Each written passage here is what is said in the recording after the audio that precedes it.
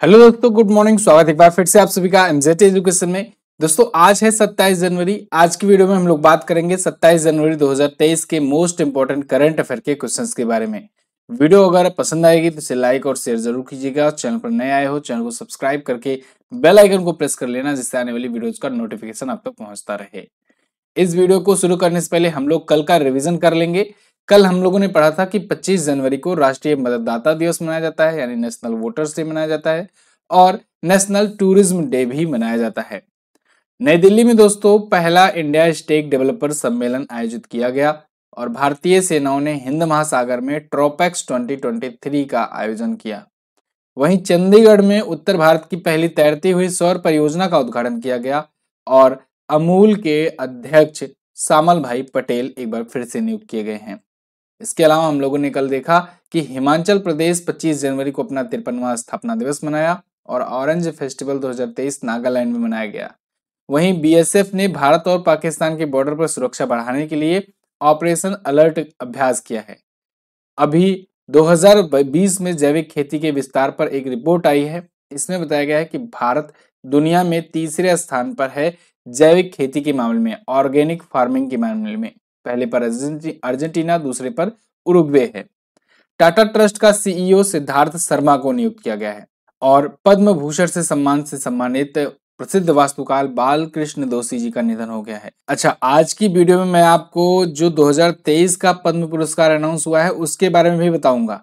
और एक और यहाँ पर फैक्ट निकल करके आता है। देखो, कल तक के लिए ये क्वेश्चन तो सही था, किस पुरस्कार किस नागरिक सम्मान से सम्मानित थे बालकृष्ण दोषी जी, लेकिन अब एक और ऐड हो गया है। इस बार इनको पद्म विभूषण से भी सम्मानित कर दिया गया है। ठीक है, अभी कल ही तो इसका अनाउंसमेंट हुआ। कल मतलब कि गणतंत्र दिवस की पूर्व संध्या पर अनाउंस होता है। तो बालकृष्ण दोषी जी अब पद्म भूषण के साथ साथ पद्म विभूषण प्राप्तकर्ता भी हैं।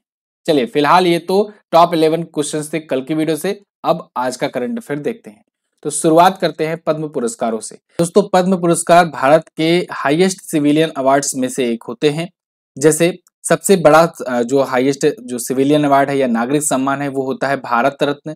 भारत रत्न, उसके बाद पद्म पुरस्कारों की बात आती है। पद्म पुरस्कार 3 होते हैं। एक होता है पद्म विभूषण, पद्म विभूषण, फिर होता है पद्म भूषण, ठीक है, और उसके बाद एंड में होता है पद्मश्री।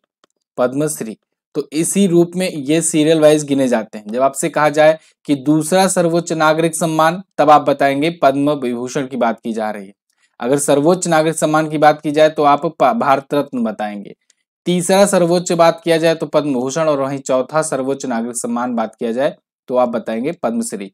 लेकिन अगर केवल पद्म पुरस्कारों की बात हो रही हो तो केवल 3 पद्म पुरस्कार होते हैं और एक भारत रत्न होता है। ये क्लियर है? चलिए अब इधर आइए। भारत रत्न देखो 2019 के बाद से अभी तक मिला नहीं है किसी को, ठीक है। तो और भारत रत्न तो इस बार भी नहीं दिया गया। इस बार भी केवल पद्म पुरस्कार दिए गए। भारत रत्न इतना जल्दी जल्दी नहीं मिलता है सबको, ठीक है ना, जिससे इसकी महत्ता बरकरार रहे। तो फिलहाल 2023 के लिए पद्म पुरस्कार देने की घोषणा हुई है, जिसमें 6 को दिया जाएगा पद्म विभूषण, 9 को दिया जाएगा पद्म भूषण और 91 को दिया जाएगा पद्मश्री। टोटल कितने पद्म पुरस्कार दिए जाएंगे? 106 पुरस्कार दिए जाएंगे। अच्छा, दिए जाएंगे मैं क्यों बोल रहा हूं?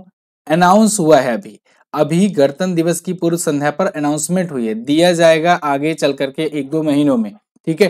तो ये हमेशा होता है कि गणतंत्र दिवस के पूर्व संध्या पर अनाउंस किया जाता है। तो आपसे ऐसे भी क्वेश्चन बन सकता है। फिलहाल हम लोग देखेंगे लिस्ट किसको किसको दिया गया। तो यहाँ पर देखो पद्म विभूषण अवार्ड की लिस्ट है, जिसमें श्री बालकृष्ण दोषी जी, इनको मरणोपरांत दिया गया है। अभी मैंने आपको बताया ये पद्म भूषण से भी सम्मानित थे और इनको इस बार के लिए पद्म विभूषण से भी सम्मानित किया गया है। ये आर्किटेक्चर फील्ड से हैं, गुजरात के रहने वाले। श्री जाकिर हुसैन, ये आर्ट से हैं संबंधित, महाराष्ट्र के हैं, इनको दिया जाएगा। श्री एस.एम. कृष्णा को पब्लिक अफेयर्स के लिए कर्नाटका के हैं ये। श्री दिलीप महानलुबिस को, इनको भी मरणोपरांत दिया जाएगा, मेडिसिन से हैं ये रिलेटेड, ठीक है, और वेस्ट बंगाल के। श्री श्रीनिवास वाराधन, ये साइंस और इंजीनियरिंग से हैं, यूएसए में रहते हैं, ठीक है। इसके अलावा श्री मुलायम सिंह यादव, इनको भी मरणोपरांत दिया जाएगा। समाजवादी पार्टी के संस्थापक और वर्तमान अध्यक्ष अखिलेश यादव के पिता थे ये, इनको भी मरणोपरांत दिया जाएगा। पब्लिक अफेयर्स के लिए की फील्ड में उत्तर प्रदेश से संबंधित है, ठीक है। तो इनको 6 को दिया जाएगा पद्म विभूषण। अब 9 को दिया जाएगा पद्म भूषण, ठीक है, यानी कि तीसरे नंबर वाला। तो ये 7 से लेकर के 15 तक की लिस्ट यानी कि 9 है। तो एस.एल. बैरप्पा, श्री कुमार मंगलम बिरला, ठीक है, श्री दीपक धर, मिस्टर वाणी जयराम, स्वामी चिन्ना जय्यर, सुमन कल्याणपुर, कपिल कपूर, सुधा मूर्ति, कमलेश डी पटेल, इन सबको दिया जाएगा। पद्मश्री की बात मैं यहाँ पर नहीं करूंगा क्योंकि पद्मश्री की लिस्ट बहुत ज्यादा है, लंबी है। 91 लोगों को पद्मश्री दिया जाएगा, ठीक है। अगर आप डिटेल चाहते हैं तो गूगल पे सर्च मारिएगा, आपको आराम से कैजुअली मिल जाएगी। क्लियर है। हिंदी वालों के लिए यहाँ पे भी लिस्ट मैंने दे रखी है, आप यहाँ से भी नोट डाउन कर सकते हैं। अच्छा, अब हम लोग लगे हाथ कर लेते हैं रिवीजन भारत रत्न की भी। तो शुरुआत के जो भारत रत्न विजेता रहे हैं उनको देख लेते हैं थोड़ा सा। शुरुआत में किसको किसको मिला, ये क्वेश्चन बड़ा पूछा जाता है कि सबसे पहला भारत रत्न किसे मिला। तो देखो, सबसे पहली बार ना 1954 में मिला था भारत रत्न, जो कि सर्वोच्च नागरिक सम्मान होता है भारत का। तो 1954 में मिला तो 3 व्यक्तियों को, लेकिन इन तीनों में सबसे पहले जिसको बुलाया गया देने के लिए वो थे श्री राजगोपालाचारी। कौन? राजगोपालाचारी। सर्वपल्ली राधाकृष्णन जी को भी दिया गया और सीवी रमन जी को भी दिया गया। तो इन तीनों को सबसे पहले दिया गया, ठीक। फिर भगवान दास को दिया गया 1955 में, फिर विश्वेश्वरैया जी को 1955 में दिया गया, फिर जवाहरलाल नेहरू जी को दिया गया 1955 में। अच्छा, जवाहरलाल नेहरू, इंदिरा गांधी और राजीव गांधी, ये 3 ऐसे थे जो अपने ही प्रधानमंत्री रहते हुए कार्यकाल में भारत रत्न लिए थे, ठीक है ना। तो ये भी आप याद रखेंगे। चलो अब आगे क्वेश्चन देखते हैं। ICC men's T20 cricketer of the year का खिताब किसने जीता है? तो दोस्तों, आईसीसी ने अपना क्रिकेटर ऑफ द ईयर की अवार्ड की लिस्ट जारी कर दी है, टी20 के लिए भी, ओडीआई के लिए भी। वीडियो पूरा देखते जाइए, आपको दोनों के बारे में अच्छे से पता चल जाएगा। तो टी20 क्रिकेटर ऑफ द ईयर का अवार्ड जीता है सूर्य कुमार यादव ने। सूर्य कुमार यादव, भारत के मिस्टर 360।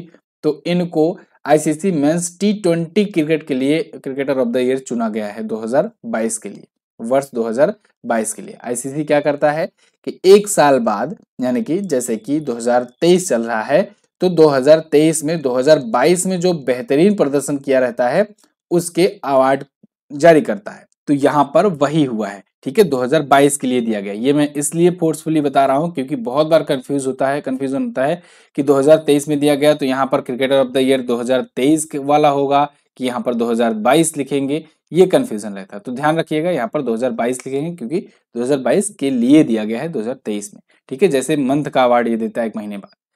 विमेंस में अगर बात करें तो वो तो वुमेन्स वाले थे। विमेंस में ये दिया गया है मैग्रॉथ को, तालिया मैग्रॉथ को, ये ऑस्ट्रेलिया की हैं, ठीक है। इनको विमेंस का टी20 international cricketer of the year चुना गया है। वहीं आईसीसी विमेंस का emerging cricketer of the year चुना गया है रेणुका सिंह को। अगेन ये इंडिया की हैं, ठीक है, ये भी इंडिया की ही हैं। इनको women's emerging cricketer of the year चुना गया है। क्लियर। आगे बढ़ते हैं। देखिए, यहाँ पर भी सारी चीजें लिखी गई है। सूर्य कुमार यादव 2022 में 31 टी20 मैच खेले और 1164 रन बनाए थे। अगला, हाल ही में किस राज्य में भारत की नवीनतम तितली प्रजाति पाई गई? तो दोस्तों, अभी अरुणाचल प्रदेश में भारत की नवीनतम तितली की प्रजाति पाई गई है। भारत में एक नई प्रकार की तितली की, बटरफ्लाई की स्पीसीज देखी गई है। यहाँ पर आप देख पाओगे, ईस्ट मोजो का ये आर्टिकल है, new species found in Arunachal add to India's butterfly fauna. तो इंडिया के बटरफ्लाई फ्यूना में इसको भी अब ऐड कर दिया गया है, प्रजातियों में इसे भी ऐड कर दिया गया है। ये स्वेलो टेल तितली है। स्वेलो टेल तितली दोस्तों बेसिकली दक्षिण चीन से वियतनाम तक और म्यांमार वगैरह में पाई जाती है, लेकिन अभी तक इंडिया में नहीं दिखाई देती। इंडिया में पहली बार इसे देखा गया है। और इंडिया में जो 3 तितली प्रेमी थे, तितली के खोजकर्ता कह सकते हैं, उस पर रिसर्च करने वाले अतनु बोस, लॉरेंस सोनोवाल और मानसून ज्योति गोगोई, इन तीनों ने इसे ढूंढा है। कहाँ पर? नामदफा नेशनल पार्क में, जो कि कहाँ पर है? अरुणाचल प्रदेश में है। आपको हर बार बताया जाता है। अब अरुणाचल प्रदेश आया है। अरुणाचल प्रदेश हम लोग देखेंगे। सबसे पूर्व में आ जाइए, इधर है अरुणाचल प्रदेश। ईटानगर राजधानी है। पेमा खांडू यहाँ के सीएम है बीजेपी पार्टी से। राज्यपाल हैं बीडी मिश्रा। देखो, यहाँ पर नेशनल पार्क में नामदफा नेशनल पार्क, यहीं पर ये खोजा गया है, ठीक है, ये तितली। पक्के टाइगर रिजर्व, मोलिंग राष्ट्रीय उद्यान, ये भी है। कमलांग टाइगर रिजर्व भी है यहाँ पर। नवाचार महोत्सव मनाया जाता है। लोकनृत्य में बुइया छालो भी है, ठीक है। बोमडिला, यांगयाप और दिफू दर्रा, ये 3 दर्रे आप याद रखेंगे। इसके अलावा राजकीय पशु यहाँ का भी मिथुन होता है। राजकीय पक्षी ग्रेट इंडियन हॉर्निबल और राजकीय पुष्प होता है रेटुसा। आगे बढ़ते हैं। आंध्र प्रदेश के मुख्यमंत्री ने डॉक्टर वाईएसआर संचार पशु आरोग्य सेवा के तहत कितने एम्बुलेंस की शुरुआत की है? तो आंध्र प्रदेश के सीएम ने अभी हाल ही में 165 पशु एम्बुलेंस की शुरुआत की है। ये पशु आरोग्य सेवा के तहत होगा। इसका पूरा इस योजना का नाम होगा डॉक्टर वाईएसआर संचार पशु आरोग्य सेवा। इसके तहत ये पशु एम्बुलेंस यानी एनिमल्स के लिए एम्बुलेंस जारी किए हुए हैं। यहाँ पर आप देख पाओगे 165 veterinary ambulance each assembly constituency to get 2 vehicles. प्रत्येक जो चुनावी क्षेत्र होगा ना उसमें 2 यानी एक चुनावी क्षेत्र में 2 एम्बुलेंस ऐसे कर करके वहां पर 165 ऐसे एम्बुलेंस लॉन्च किए गए हैं वहां के सीएम के द्वारा। आंध्र प्रदेश अगर आप मैप में देखना चाहोगे तो यहाँ पर मिल जाएगा आपको आंध्र प्रदेश। आंध्र प्रदेश की 3 राजधानियां हैं, विशाखापत्तनम, अमरावती और कुर्नूल। यहाँ के सीएम हैं जगन मोहन रेड्डी, ठीक है, वाईएसआर कांग्रेस पार्टी से। वाईएसआर इनके पिता का नाम था और इन्हीं के नाम पर सारी योजनाएं होती हैं, ठीक है। और विश्वभूषण हरिचंदन जी यहाँ के करंट टाइम पर गवर्नर हैं। यहाँ पर नेशनल पार्क की बात करें तो वेंकटेश्वरा नेशनल पार्क है, राजीव गांधी नेशनल पार्क यहीं पर है। कुचिपुड़ी, धमाल, मथुरी, डांडरिया ये प्रमुख लोक नृत्य यहाँ के हैं। इसके अलावा जिलों की संख्या अब हो चुकी है 26, विधानसभा में सीटें 175, लोकसभा में 25 और राज्यसभा में 11 सीटें यहाँ से जाती हैं। राजकीय पशु है कृष्ण मृग, राजकीय पक्षी है नीलकंठ, राजकीय पुष्प है जज लिली। अगला, सीबीआईसी के कितने अधिकारियों को राष्ट्रपति पुरस्कार प्रदान किया गया? तो अभी हाल ही में सीबीआईसी के 29 ऐसे अधिकारियों ऑफिसर्स को राष्ट्रपति पुरस्कार प्रदान किया गया है। सीबीआईसी बोले तो central board of indirect taxes and customs. तो इनके 29 ऐसे ऑफिसर्स और स्टाफ्स को प्रेसिडेंट अवार्ड दिया गया है अभी यही 25 जनवरी को, यानी कि गणतंत्र दिवस की पूर्व संध्या पर। देखो गणतंत्र दिवस की यानी रिपब्लिक डे की पूर्व संध्या पर ना अवार्ड्स की घोषणा होती है, ध्यान रखिएगा। बहुत सारे अवार्ड दिए जाते हैं जैसे कि पद्म पुरस्कार भी दिए गए, यहाँ पर देखो सीबीआईसी के ऑफिसर्स को राष्ट्रपति अवार्ड्स भी दिए गए और भी बहुत सारे अवार्ड दिए जाते हैं, ठीक है। दिए क्या मतलब कि घोषणा किए जाते हैं, देना तो आगे 2-4 महीनों में एक इवेंट ऑर्गेनाइज करा के दे दिया जाता है। दिया क्यों नहीं जाता है 25 तारीख को? क्योंकि 26 जनवरी को बहुत सारे काम रहते हैं। 25 जनवरी को अगर देने लगेंगे तो बहुत लेट लगेगा, क्योंकि एक एक को बुलाया जाता है, उनको दिया जाता है, उनकी अचीवमेंट बताई जाती है, तो ये बहुत लॉन्ग प्रोसेस होता है, इसलिए इसको 2-3 महीने बाद के लिए टाला जाता है, ठीक है ना। चलो कॉमन सी बात है। सीबीआईसी के बारे में अगर बात करें, central board of indirect taxes and custom है। तो इनके जो 29 अधिकारी हैं उनको जीवन के जोखिम पर प्रदान की गई असाधारण मेधावी सेवा के विशेष रूप से विशिष्ट रिकॉर्ड, इन सब के लिए दिया गया है। सीबीआईसी की स्थापना 1964 में हुई थी, नई दिल्ली में हेडक्वार्टर है। विवेक जौहरी जी अभी रिसेंटली अध्यक्ष बनाए गए थे, ठीक है, कुछ महीनों पहले। अगला, अब करंट अफेयर का रिवीजन करेंगे। पिछले साल का करंट अफेयर हम लोग रिवाइज करते करते आज पहुंच जाएंगे 200 क्वेश्चंस पर, ठीक है। ये आपको कैसा लग रहा है आप लोग कमेंट करके जरूर बताइएगा, ठीक है। कुछ और भी चेंजेस किए जाएंगे और कल हो सकता है आपको और बहुत बड़ा चेंजेस देखने को मिले। स्वतंत्रता दिवस के भाषण में प्रधानमंत्री ने भारत को कब तक विकसित राष्ट्र बनाने का लक्ष्य रखा? तो देखो 2047 तक का लक्ष्य रखा था प्राइम मिनिस्टर नरेंद्र मोदी जी ने, ठीक है। तो इन्होंने ये भी बताया था 2025 से लेकर के 2047 का जो टाइम है ये अमृत काल कहा जाएगा भारत के इतिहास में। 9वीं भारत थाईलैंड संयुक्त आयोग की बैठक का आयोजन बैंकॉक में किया गया और आरपीएफ के द्वारा ऑपरेशन अमानत, ऑपरेशन उपलब्ध, ऑपरेशन सतर्क रहेगा, ये बेसिकली सतर्क, ठीक है, ये वाला सा कर दीजिए, ऑपरेशन सतर्क ये चलाया गया। IFFM अवार्ड 2022 में बेस्ट एक्ट्रेस का अवार्ड सैफ अली शाह ने जीता है। सिक्किम के मुख्यमंत्री ने स्वतंत्रता दिवस पर अम्मा और वाहिनी योजना और वात्सल्य योजना लॉन्च की। तो स्वतंत्रता दिवस के अवसर पर अम्मा और वात्सल्य योजना लॉन्च की इन्होंने, और इससे पहले अम्मा और वाहिनी योजना लॉन्च की थी इन्होंने। अगस्त 2022 में किस राज्य में ड्रोन द्वारा आसमान से दवा डिलीवरी का सफल प्रक्षेपण किया गया? तो दोस्तों अरुणाचल प्रदेश में किया गया। भारत और चीन के बीच सैन्य अभ्यास वोस्तोक 2022 इसका आयोजन किया गया, कहां पर? रूस में। मेक इंडिया नंबर 1 मिशन शुरू किया गया अरविंद केजरीवाल जी के द्वारा, जो कि दिल्ली के सीएम है। कर्नाटक राज्य सरकार ने खिलाड़ियों को कितने प्रतिशत आरक्षण देने की घोषणा की? 2%। रक्षा मंत्री राजनाथ सिंह ने भारतीय सेना को कौन सा सिस्टम सौंपा? निपुण और एफइंसास। इस पर पूरी डिटेल वीडियो मैंने बनाए थे, आप देख सकते हो। अब 200 क्वेश्चन हम लोग रिवाइज कर लिए हैं पिछले साल के वन लाइनर फॉर्मेट में, रोजाना 10-10 करके, ठीक है। चलिए, किस रेलवे स्टेशन को ग्रीन रेलवे स्टेशन सर्टिफिकेट से सम्मानित किया गया? तो अभी हाल ही में विशाखापत्तनम रेलवे स्टेशन, जिसे वाइजैग भी कहते हैं, क्या कहते हैं? वाइजैग। तो वाइजैग रेलवे स्टेशन को ग्रीन रेलवे स्टेशन सर्टिफिकेट मिला है। यहाँ पर आप देख पाओगे Vizag railway station gets green certificate, Times of India का ये आर्टिकल है, तो इसे मिला हुआ है। देखो ये पूर्वी तटीय रेलवे के तहत आता है, ईस्ट कोस्टल रेलवे के तहत आता है।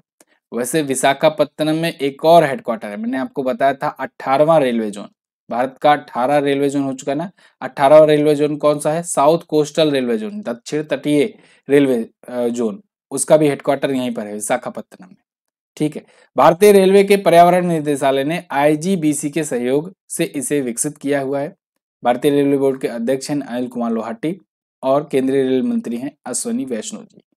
अनिल कुमार लोहाटी का नाम याद रखेंगे, अभी कुछ ही दिन पहले इनकी भी नियुक्ति हुई है। अगला, कौन से भारतीय क्रिकेटर ओडीआई रैंकिंग में नंबर 1 गेंदबाज बने हैं? ये बन गए हैं दोस्तों मोहम्मद सिराज। ये ओडीआई रैंकिंग में टॉप पर आ गए हैं और टॉप पर आने वाले जसप्रीत बुमराह के बाद ये इकलौते भारतीय हैं। जसप्रीत बुमराह पहले थे, ये दूसरे हैं। तो Mohammed Siraj become world number 1 ODI bowler. ठीक, यहां पर आप देखो इनकी 729 रेटिंग हो चुकी है और ऑस्ट्रेलिया के जोस हेजलवुड से ये आगे हैं 2 रेटिंग, यानी उनकी 727 है।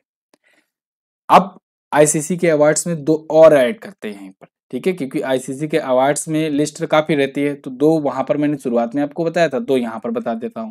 ठीक है, तो बाबर आजम को आईसीसी का ODI cricketer of the year और साथ ही साथ इनको sir Garfield Sobers trophy for the ICC men's cricketer of the year 2022 दिया गया। ध्यान रखिएगा, आईसीसी के द्वारा जो men's cricketer of the year चुना जाता है ना 1 साल के लिए, उसे सर गारफील्ड सोबर्स ट्रॉफी कहा जाता है। ठीक, तो इस बार बाबर आजम को सर गारफील्ड सोबर्स ट्रॉफी दी गई। यहां पर देखोगे आप, इसके लिए वोटिंग की जाती है। ठीक है, वोटिंग की जाती है, उसके बाद टॉप 3 टॉप 4 को नॉमिनेट किया जाता है और उसमें फिर से वोटिंग देखा जाता है फाइनल में किसको ज्यादा वोटिंग मिली। तो फाइनल में ये बाबर आजम जो है ये टॉप पर रहे। सेकंड पर कौन रहे? सेकंड पर रहे बेन स्टोक्स। ठीक, तो इनको सर गारफील्ड सोबर्स ट्रॉफी मिला है ICC men's cricketer of the year के लिए। क्लियर है? किस साल के लिए? 2022 के लिए। विमेंस में अगर बात करें तो विमेंस में जो दिया जाता है सेम अवार्ड, उसे कहते हैं राचेल हे हुई फ्लिंट ट्रॉफी। ठीक है, ध्यान रखिएगा इसका भी नाम फ्लिंट ट्रॉफी इसे कहते हैं। तो ये विमेंस को दिया जाता है और इसको नताली सेवर ने जीता है। ये कहाँ की हैं? इंग्लैंड की हैं, इंग्लैंड की हैं। और इसमें सेकंड पर रही थी अपने इंडिया की स्मृति मंधाना। ठीक है, लेकिन विनर कौन हुआ? इंग्लैंड की है नताली सेवर। क्लियर है ना? चलो आगे देखते हैं। हाल ही में कहा कि ग्रैंड मस्जिद सड़क पर दुनिया का सबसे लंबा कैलीग्राफिक म्यूरल बनाया गया। तो दोस्तों मक्का में बनाया गया है। मक्का कहां पर पड़ता है? सऊदी अरेबिया में, सऊदी अरेबिया में पड़ता है। ठीक है, तो वहां पर ग्रैंड मस्जिद है, उसकी सड़क पर दुनिया का सबसे लंबा कैलीग्राफिक म्यूरल बनाया गया है। यहाँ पर आप देखोगे कुछ इस प्रकार से है। ठीक है, और ये लोग क्लेम कर रहे हैं कि मस्जिद पर बना हुआ दुनिया का सबसे लंबा म्यूरल है ये। ठीक है, कुछ इस प्रकार से है। यहाँ पर देखो, world longest calligraphic mural on road to Mecca grand mosque. Okay, अब देखो एक और आपको याद आ रहा होगा, केरल में द वॉल ऑफ पीस मैंने बताया था अभी कुछ दिन पहले, जिसमें मैंने आपको बताया था दुनिया का सबसे बड़ा शांति संदेश वाला सार्वजनिक कला परियोजना है वो। तो ये भी आप याद रखोगे, जो शांति संदेश वाला दुनिया का सबसे लंबा कला परियोजना है जिसे कहते हैं the wall of peace, Kerala में लिखा गया है। और इसे भी याद रखेंगे, मक्का जो कि सऊदी अरब में है, इसकी ग्रैंड मस्जिद की सड़क पर दुनिया का सबसे लंबा कैलीग्राफिक म्यूरल बनाया गया है। किसने बनाया है? अमल फेलम्बन ने। 75 मीटर की इसकी लंबाई है। अगला, गूगल ने हाल ही में किस नाम से अपना एआई आधारित चैटबॉट लॉन्च किया या कहें कि करने की घोषणा की है अभी? तो गूगल ने दोस्तों स्पैरो नाम से अपना artificial intelligence based chatbot launch करने की घोषणा की है। स्पैरो, देखो एक आया है अभी बहुत तेजी से धूम मचा रहा है, चैट जीपीटी ने इतना ज्यादा तहलका मचा दिया है कि मतलब आप समझो कि कोई भी काम, किसी मनुष्य का कोई भी काम हो, कोई भी जो ऑनलाइन काम हो, वो ये करके दे दे रहा है, वो भी मिनटों में। आपको कहीं मेल लिखना है, आप इस पर कहो थोड़ी सी डिटेल आप बताओ, आपके लिए एकदम सुंदर सा मेल लिख करके दे देगा। आपको स्क्रिप्ट लिखनी है, आपको स्टोरी लिखनी है, अलग अलग स्टोरी, आपको गाने लिखने हैं, आपको म्यूजिक चाहिए, बैकग्राउंड म्यूजिक चाहिए, आप इससे बोलो तुरंत कंपोज करके दे देता है। आपको मतलब कुछ भी, कोई भी चीज, आपको प्रोग्राम लिखना है, तो आप बिल्कुल आप इनको बताइए चैट जीपीटी को, इसकी एक वेबसाइट है वहां पर जाइए, मिनटों में एकदम अच्छे से अच्छा प्रोग्राम लिख करके दे देता है। बहुत सारे ऐसे इसके फीचर्स हैं जिस वजह से ये इतना ज्यादा धूम मचाया हुआ है, मतलब कि हर जगह पॉपुलर हो रहा है। और इसको बनाया किसने है? ओपन एआई ने। ओपन एआई ने। अब भाई इतना ज्यादा ये पॉपुलर हो रहा है, तेजी से चढ़ रहा है, तो गूगल को कहाँ बात पचने वाली थी। गूगल ने कहा हम भी अपना बनाएंगे, तो ये भी अपना artificial intelligence based chatbot launch करेगा। इसका नाम रखेगा स्पैरो। ठीक है, देखो स्पैरो जो होगा गूगल की डीप माइंड कंपनी के द्वारा बनाया जाएगा। गूगल की ही एक कंपनी है डीप माइंड। तो डीप माइंड जो है ये आर्टिफिशियल इंटेलिजेंस पर काम करती है, तो ये बनाएगी स्पैरो। स्पैरो वैसे गौरैया को कहते हैं। गौरैया आप सुने हो ना, गौरैया चिड़िया, तो उसी को स्पैरो कहा जाता है। तो स्पैरो नाम से ये इसका आर्टिफिशियल इंटेलिजेंस चैटबॉट होगा। डीप माइंड के सीईओ हैं डेमिस हसेबीज, तो इन्होंने इसकी घोषणा की है।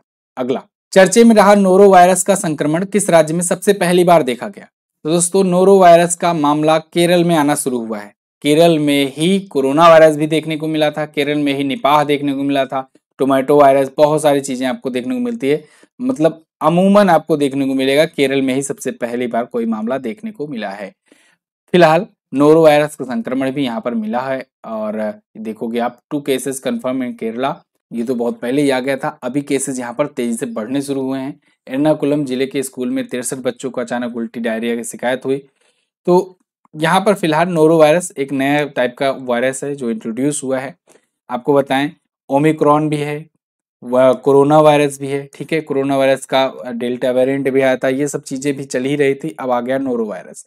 ठीक है, केरल में ही देखने को मिला है ये सब। ठीक है, भारत में बात हो रही है कि भारत में पहले कहाँ देखा गया। चलिए, तो अब हम लोग सीजीएल के एग्जाम के क्वेश्चंस का रिवीजन कर लेते हैं। उन जीवों की उदाहरणों की पहचान करें जो मुक्त प्लावी और तलवासी रूप में होते हैं। तो उन्हें प्राणी प्लवक कहते हैं या जू प्लांटन कहते हैं। निम्न विकल्पों में से सही युग्म का चयन करें। तो चौथी पंचवर्षीय योजना परिवार नियोजन कार्यक्रम, ये तो ऑप्शन के अकॉर्डिंग था। ठीक है, इसके अलावा अब्दुल करीम खान हिंदुस्तानी संगीत के किस स्कूल के प्रतिपादक थे? किराना घराना के। और इंदिरा गांधी शहरी गारंटी रोजगार योजना, ये राजस्थान सरकार के द्वारा लागू की गई है, बताया गया है इसको आपको। उच्चतम गुणवत्ता वाला कोयला एंथ्रेसाइट होता है। कौन सी केवल रबी की फसल है? जौ और चना। 1973 में गुलामगिरी, ज्योतिबा फुले ने 1973 में गुलामगिरी लिखी थी, किस भाषा में? मराठी में। भारत के किस प्रधानमंत्री के नेतृत्व में भारत के संविधान में मौलिक कर्तव्यों को जोड़ा गया था? तो इंदिरा गांधी की जी के टाइम पे, क्योंकि 1976 में मौलिक कर्तव्य जोड़े गए थे 42वें संविधान संशोधन के तहत, उस टाइम पर यही थी। त्वरण का एसआई मात्रक मीटर पर सेकंड स्क्वायर। शास्त्रीय नर्तकियों में से किसे 2003 में पद्म विभूषण पुरस्कार से सम्मानित किया गया था? सोनल मानसिंह को। ये आपको ऑप्शन के अकॉर्डिंग चुनना था। ठीक है, देखो सीजीएल के भी हम लोग क्वेश्चंस देखते चल रहे हैं साथ ही साथ में डेली करंट अफेयर के साथ में, तो इससे हम लोग को आइडिया लग रहा है कि किस टाइप के किस लेवल के क्वेश्चन पूछे जाते हैं। ठीक है, उनकी लैंग्वेज क्या होती है। देखो यहाँ पर जैसे भारत के किस प्रधानमंत्री के नेतृत्व में मौलिक कर्तव्य जोड़ा गया, तो आपको अगर पता रहेगा डेट तो आप थोड़ा सा लगा पाओगे कि उस टाइम पर कौन था प्राइम मिनिस्टर। ठीक है, तो ऐसे क्वेश्चंस बनते हैं। तो आई होप आपको वीडियो पसंद आती होगी, अगर आती है तो आप लाइक और शेयर कर दीजिए और एक प्यारा सा कमेंट करके मुझे बता भी दीजिए। और कल मैंने जो आपसे क्वेश्चन पूछा था मुख्यमंत्री नाश्ता योजना के बारे में, वो तमिलनाडु की है। ऑल इंडिया मुस्लिम लीग की स्थापना 1906 में की गई थी। आज आपको बताना है चुनाव आयोग का वर्णन संविधान के किस भाग में किया गया। इसके अलावा भारतीय नौसेना दिवस कब मनाया जाता है। दोनों क्वेश्चंस के बारे में जो भी पता हो जरूर आंसर कीजिएगा। ऑफर आज भी है, ऑफर का फायदा आप आज भी उठा सकते हो। आजादी नाम का कूपन कोड है, यूज करना है जिसे। ठीक है, और कल बसंत पंचमी भी पड़ गई थी, उसके बाद 26 जनवरी भी था, इस वजह से टाइम नहीं मिल पाया बहुत लोगों का रिप्लाई करने का।